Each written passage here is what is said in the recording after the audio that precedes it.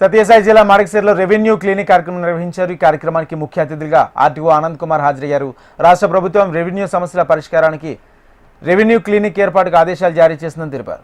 Revenue డివిజన్లో ప్రతి సోమవారం పీజీఆర్ఎస్కు సమాంతరంగా ప్రత్యేక కౌంటర్ల ద్వారా అర్జీలు స్వీకరిస్తామన్నారు.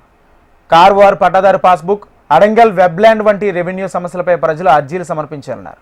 అవకాశాన్ని ప్రతి ఒక్కరూ సద్వినియోగం చేసుకోవాలని సూచించారు.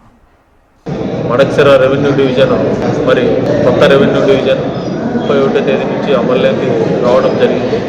మరి ఇది ఈరోజు మడక్సిర రెవెన్యూ డివిజన్ కేంద్రంలో మొట్టమొదటి పీజీఆర్ఎస్ కార్యక్రమం, అదేవిధంగా రెవెన్యూ క్లినిక్ను ఈరోజు నిర్వహించడం జరుగుతూ ఉంది.